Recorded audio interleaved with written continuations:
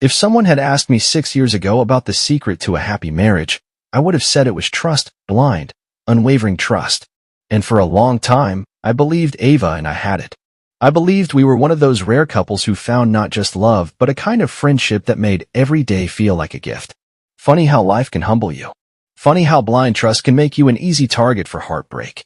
My name is Noah King. I'm 35, though I feel much older now. I work in real estate. It's nothing too glamorous, but it pays well, and I like it. It gives me structure, a sense of control, something I sorely needed after everything fell apart. But I'm getting ahead of myself. Let me take you back to the beginning, to Ava and me, before it all unraveled. When I met Ava, she was 25, vibrant and stunning. Her hazel eyes had this way of drawing you in, making you believe you were the only person who mattered. She had a laugh that could fill a room and a kind of charm that made her the center of attention wherever she went. I didn't mind. I liked being the quiet one in the background, watching her light up the world. We married a year after we met. Quick, some said, but it felt right. Our wedding day was a blur of smiles, promises, and a feeling of invincibility. I believed in us, in the life we were building. Ava was my best friend, my partner in crime. We shared inside jokes, late-night conversations, and a love for trying new restaurants every weekend. For 6 years, that was our life. Simple, happy, and I thought, unshakable. But there was one thing we didn't agree on: children. Ava wasn't ready. Maybe in a few years, she'd say, brushing it off with a smile. At first, I didn't push. I told myself we had time. But as the years went by, her hesitation started to feel like a wall between us, when I couldn't climb, no matter how hard I tried. I told myself it wasn't a big deal, that I could wait, that everything else made up for it. And maybe it did, until it didn't.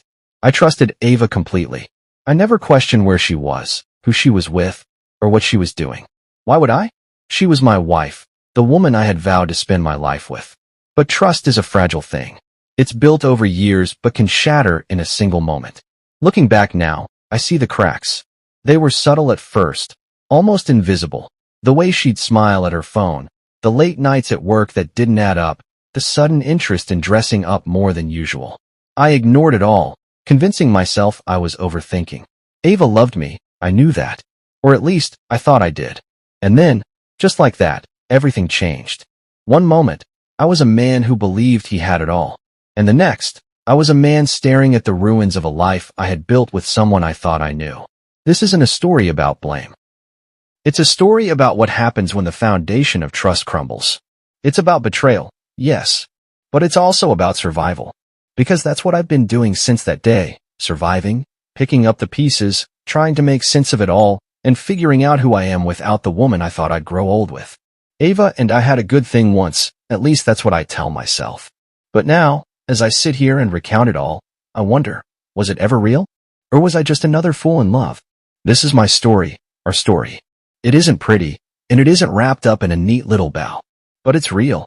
And maybe, just maybe, sharing it will help me make sense of it all. Holiday parties, they're supposed to be fun, right? Festive, full of laughter, a chance to let loose. But for me, they've always felt more like a trap. Too much alcohol, too many people pretending to like each other, and too many opportunities for someone to make a mistake they can't take back. Ava, on the other hand, loved them. She thrived in that kind of setting. The music, the chatter, the clinking of glasses, it was like fuel to her fire. So when she told me about her office holiday party, I wasn't surprised. It'll be fun, she said, her eyes lighting up like a kid on Christmas morning. I wasn't thrilled. Ava, you know how these things go, I said, trying to keep my tone even. People drink too much. Things get messy. It's not exactly my scene. She waved me off, brushing a strand of her auburn hair behind her ear. You're overthinking it, Noah. It's just a party. Plus, it's important to me. You'll come, won't you? How could I say no to her? Even when my gut was screaming at me to trust my instincts, I ignored it. That's the thing about being in love. You want to believe the best in your partner. You want to support them, even if it means going against your better judgment. The day of the party, Ava was buzzing with excitement. She spent hours getting ready, trying on dress after dress before settling on one that made my heart skip a beat, and not in a good way. It was this deep red number, fitted and low cut, showing off more than I was comfortable with. Are you sure about that dress? I asked, trying to sound casual. She turned to me with a smirk, doing a little spin. You don't like it? It's a lot, I admitted, running a hand through my hair. Maybe something a bit less revealing?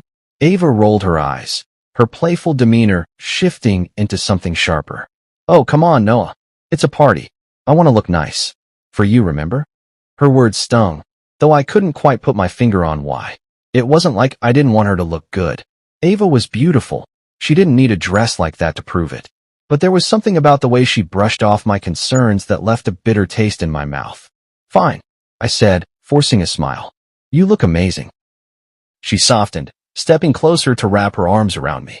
Thank you, she murmured, her lips brushing against my cheek. You worry too much, you know that? Nothing bad is going to happen. I love you.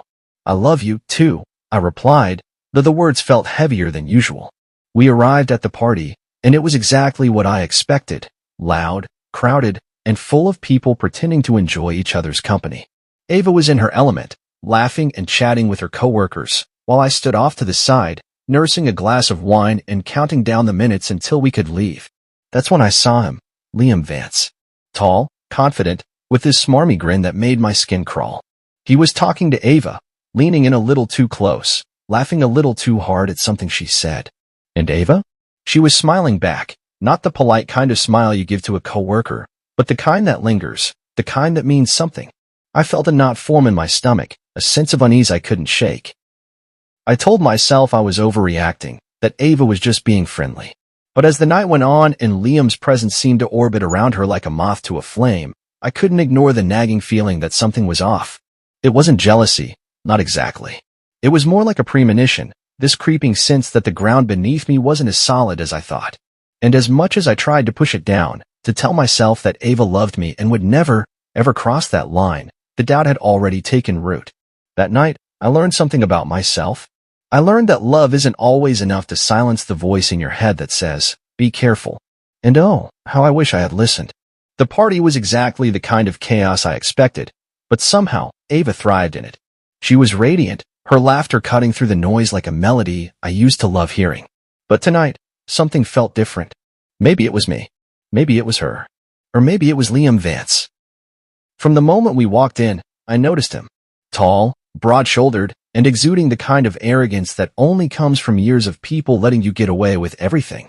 I'd seen his type before. Too confident, too smooth, the kind of guy who thought he could have anything or anyone. It started small. A compliment here. A laugh there. Ava brushed it off as harmless fun, and maybe it was at first. But the way Liam looked at her, the way his hand lingered a second too long when he touched her arm, it set my teeth on edge. Ava's popular tonight, Alex Carter, my friend and probably the only person at the party I trusted, said as he joined me. I forced a chuckle. She always is, you know that. Alex nodded but didn't smile. His gaze drifted toward Ava and Liam, who were standing just a little too close. You know who that guy is? Liam Vance, I said, trying to keep my voice even. She's mentioned him a few times. They work together. Yeah, I know him too, Alex said, his tone darkening. He's bad news, Noah. Real bad news. That guy's got a reputation for chasing after married women. He doesn't care about boundaries. My stomach tightened. You sure about that? Positive, Alex said. Just keep an eye on him. And on Ava. I wanted to believe Alex was overreacting. I wanted to believe Ava was just being friendly, that Liam was harmless. But the more I watched them, the harder it became to ignore the growing pit in my stomach. At one point, Ava caught my eye from across the room and gave me a smile. It was the same smile she always gave me, the one that used to make me feel like the luckiest man in the world. But tonight, it felt different. Forced, maybe. Or maybe I was imagining things. I tried to shake it off, to focus on mingling and pretending to enjoy myself. But no matter where I went, my eyes kept drifting back to Ava and Liam. Their conversation was animated, their body language too familiar. And then it happened. I saw Liam lean in close, whispering something in Ava's ear. She laughed, a sound that used to bring me joy but now felt like a dagger to the chest. And then, as if in slow motion, they left the room together. I froze. My mind raced with possibilities, each one worse than the last. Asterisk, maybe she just needed air. Maybe he was showing her something work-related. Maybe. Asterisk. Noah? You okay? Alex's voice snapped me back to reality. They just left, I said, my voice barely above a whisper. Alex frowned. You should go after them. For a moment, I hesitated. I didn't want to believe it. I didn't want to be the jealous husband who couldn't trust his wife. But something inside me, some primal instinct, told me I had to know. I excused myself and made my way through the crowd, my heart pounding with every step. I didn't want to jump to conclusions, but the whispers in my mind wouldn't stop. When I reached the hallway, it was quiet, almost eerily so. My pulse quickened as I scanned the area, looking for any sign of Ava or Liam. And then I saw it, the door slightly ajar, the faint sound of voices coming from inside. I stood there for a moment, my hand on the doorknob, debating whether or not to open it. Part of me wanted to turn around, to walk away, and pretend I hadn't seen anything. But another part of me, the part that loved Ava and couldn't bear the thought of losing her, knew I had to go in. Taking a deep breath, I pushed the door open. What I saw made my world collapse. It's strange how time can stretch and contract in moments of crisis. As I pushed that door open, it felt like every second slowed to a crawl, each beat of my heart pounding like a drum in my ears. I hoped, prayed even, that I was overreacting, that I'd walk into that room and find them discussing spreadsheets or work deadlines. But life doesn't always honor prayers, does it? The scene before me was worse than any nightmare I could have conjured. Ava was there, her back turned to me, her hands gripping Liam's shoulders. And Liam, smug, shameless Liam, looked over her shoulder at me with the kind of grin that could only belong to a man who thought he'd won. Noah, Ava's voice was shaky, caught between panic and guilt, as she turned to face me, her cheeks flushed red. But it wasn't from embarrassment. What is this? My voice was barely a whisper, the weight of the moment pressing down on my chest like a vice. She opened her mouth to speak, but no words came out. Instead, Liam, ever the opportunist, decided to fill the silence. Hey, man, it's not what it looks like. Not what it looks like? That line. That cliché. I felt something snap inside me, a tidal wave of anger crashing through the disbelief and heartbreak. You think I'm stupid? My voice was louder now, echoing off the walls. You think I can't see what's right in front of me? Liam raised his hands in mock surrender, that smirk still plastered across his face. Look, Noah, maybe you should calm down. Let's talk about this like adults. Like adults. I took a step toward him, my fist clenched at my sides. You're talking about respect now? After sneaking off with my wife? Noah, stop. Ava's voice cracked, her hand reaching out to touch my arm. But I pulled away. The warmth of her touch was replaced by a cold, hollow emptiness. Don't, I said, my eyes locking onto hers. Don't touch me. Don't say another word unless it's the truth. She looked at me, her hazel eyes brimming with tears. I didn't mean for this to happen, she stammered. It was a mistake. A mistake. I laughed bitterly, the sound foreign even to my own ears. You don't trip and fall into someone else's arms, Ava. You made a choice. Both of you did. Liam, still standing there like the cockroach he was, tried again. All right, I'll take responsibility for my part. But let's not ruin everyone's night over this. That was the final straw. Without thinking, I lunged at him, my fist connecting with his jaw. The force of the blow sent him staggering backward, and for a moment, I felt a grim satisfaction. But it didn't last. Noah, stop it. Ava screamed, pulling me back. I turned to her, breathing heavily, my vision blurred by anger and tears. Do you even understand what you've done? You've destroyed us, Ava. You've destroyed everything we built. Her face crumpled, but I couldn't bring myself to care. The woman I loved, the woman I trusted more than anyone in the world, had betrayed me in the worst way possible. I looked at Liam, who was nursing his jaw, his arrogance replaced by a flicker of fear. You think this is over? I said, my voice low and venomous. You have no idea what you've started. And with that, I walked out, leaving Ava and Liam to deal with the wreckage of their choices. The walk back to the party felt like trudging through quicksand. Every step was heavier than the last, the weight of what I just witnessed crushing me from all sides. My mind raced with 1,000 thoughts, each one darker than the last. When I stepped back into the crowded room, the noise hit me like a wave, a cruel reminder that life was still moving on for everyone else. But for me, time had stopped. I wanted to scream, to cry, to do something, anything. But I couldn't. All I could do was stand there, trapped in my own misery, wondering how the woman I loved had become a stranger in a single moment. I should have walked away. I should have left the party, gone home, and figured out how to deal with the storm that was ripping through my life. But no, that wasn't enough. They weren't getting away with it. Not tonight. As I stood outside the room where I'd found them, the noise of the party blurring in the background. Anger coursed through me like a second heartbeat. I couldn't let them brush this off, not after what I'd just seen.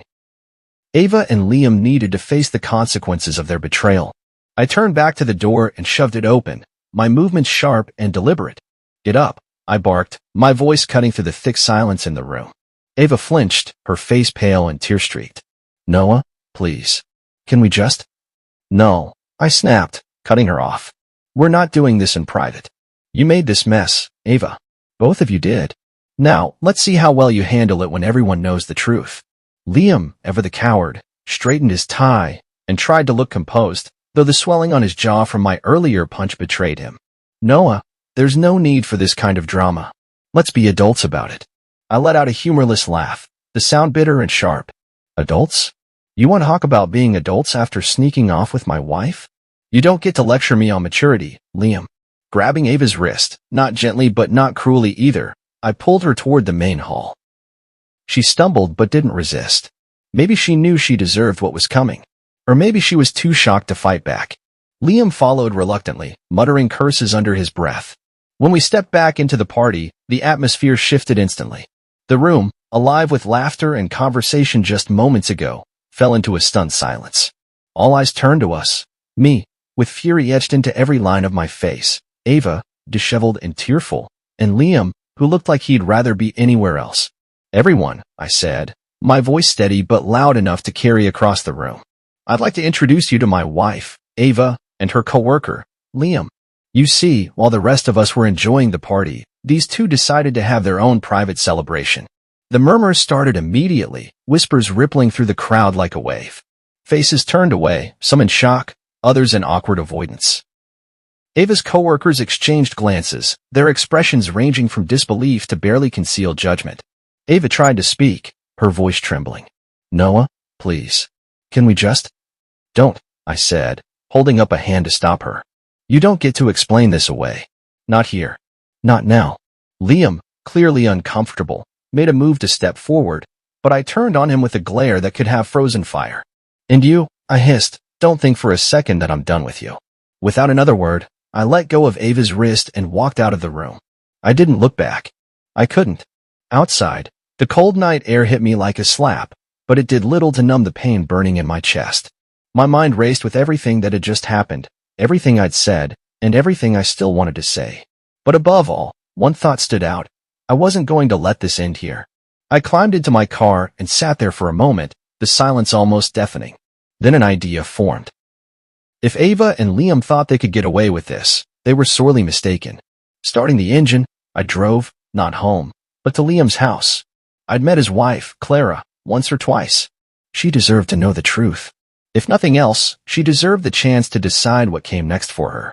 When I knocked on her door, Clara answered, her face lighting up in recognition. "Noah? What brings you here?" I hesitated for a split second, then said, "We need to talk. It's about Liam." I didn't sleep that night, not a single minute. I sat in the living room, staring at the wall as the events of the evening replayed in my head like a broken record. Every word, every look, every betrayal etched itself deeper into my memory. The house was silent, save for the occasional creak of the floorboards as Ava moved upstairs. She hadn't said a word since I left her standing in the middle of that party.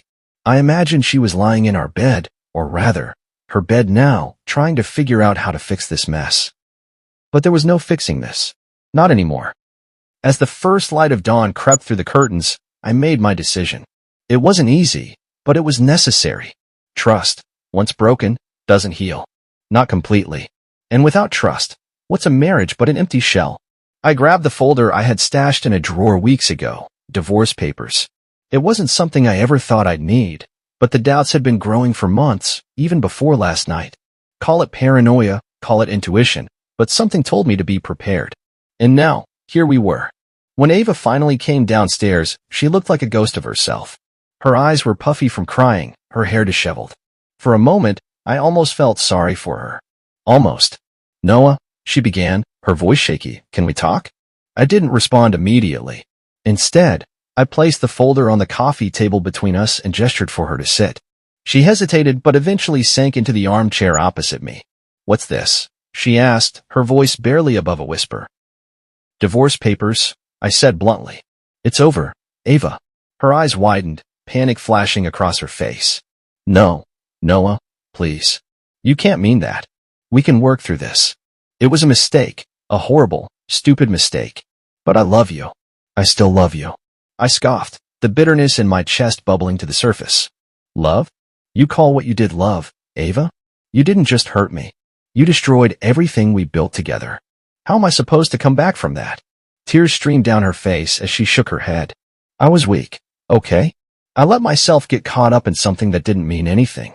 But it doesn't change how I feel about you. You're my husband, Noah. You're the one I want to be with. Her words felt hollow, like a cheap apology offered out of desperation rather than genuine remorse. I leaned back, crossing my arms over my chest. If I was the one you wanted, then why him? Why Liam?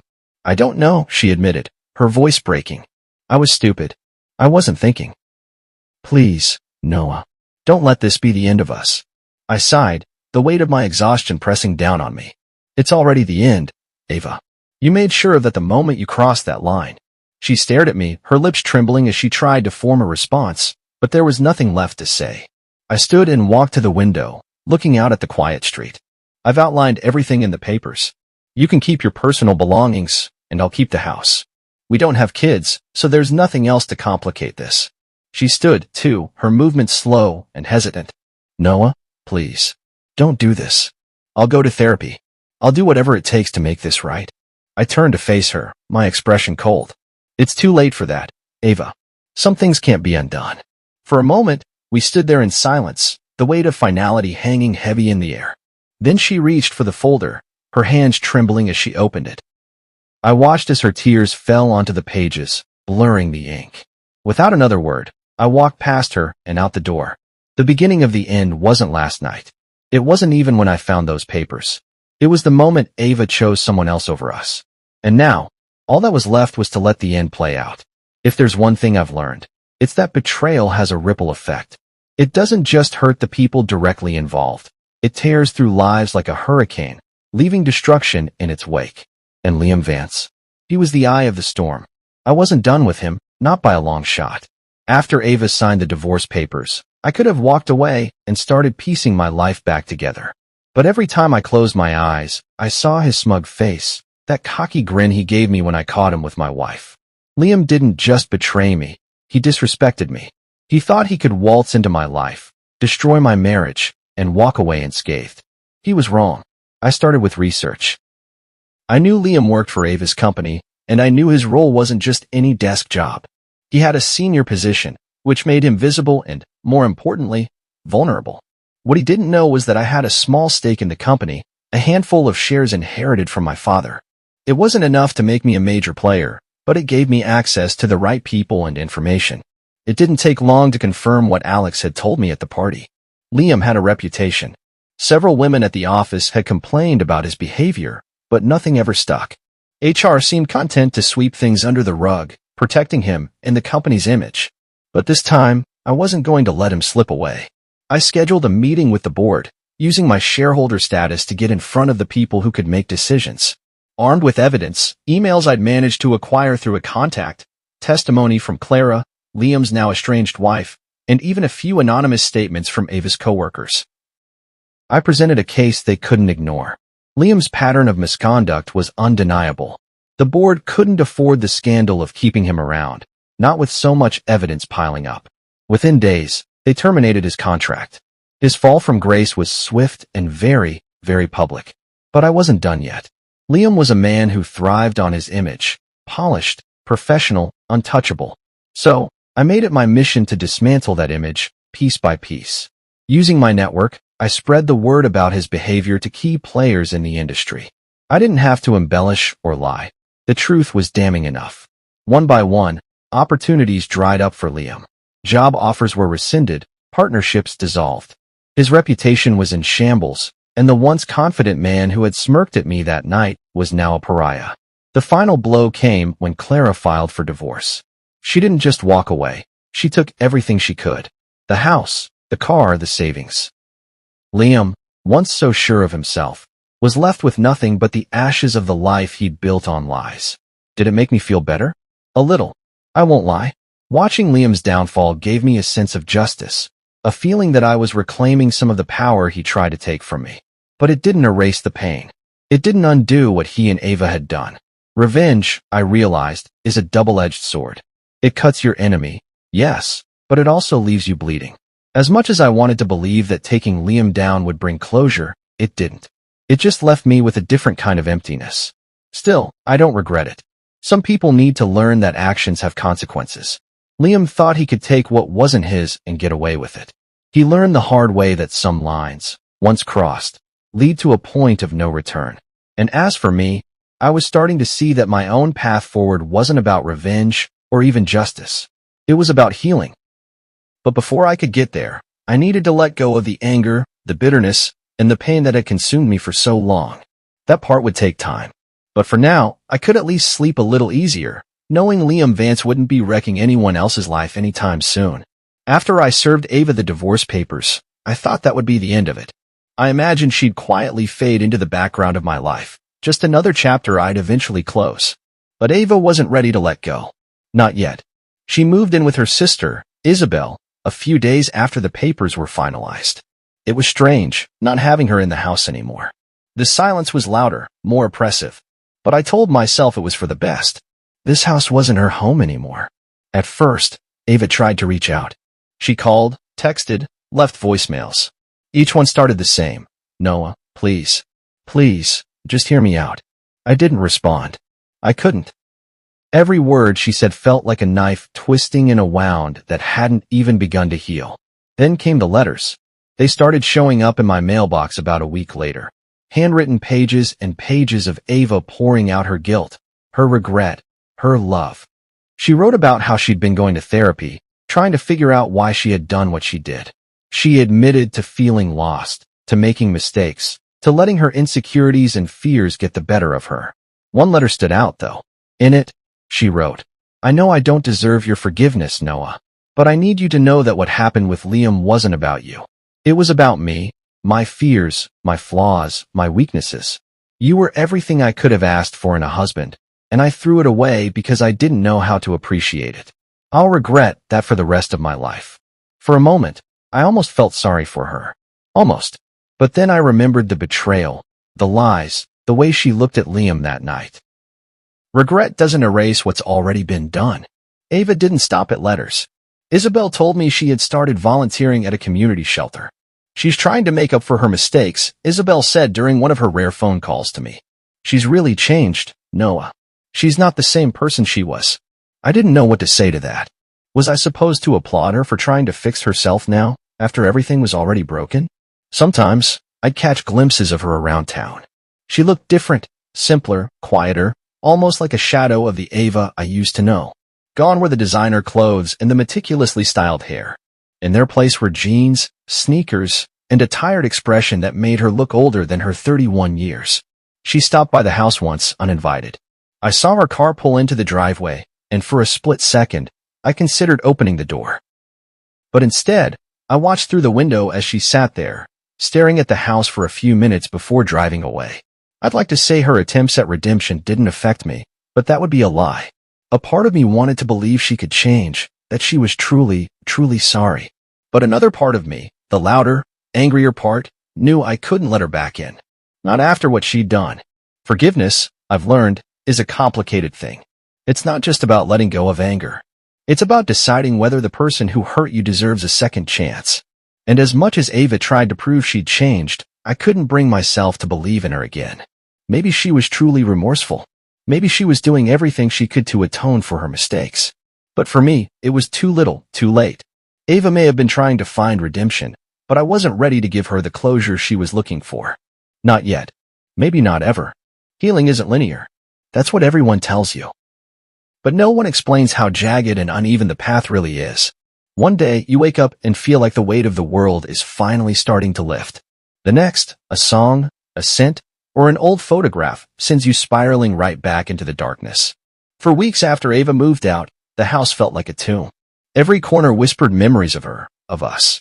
The couch where we'd sit and binge-watch terrible reality shows, the kitchen where she'd dance to old-school R&B while cooking her infamous spaghetti, even the bedroom, which had once been our sanctuary, felt like a battleground now. I had to reclaim my space.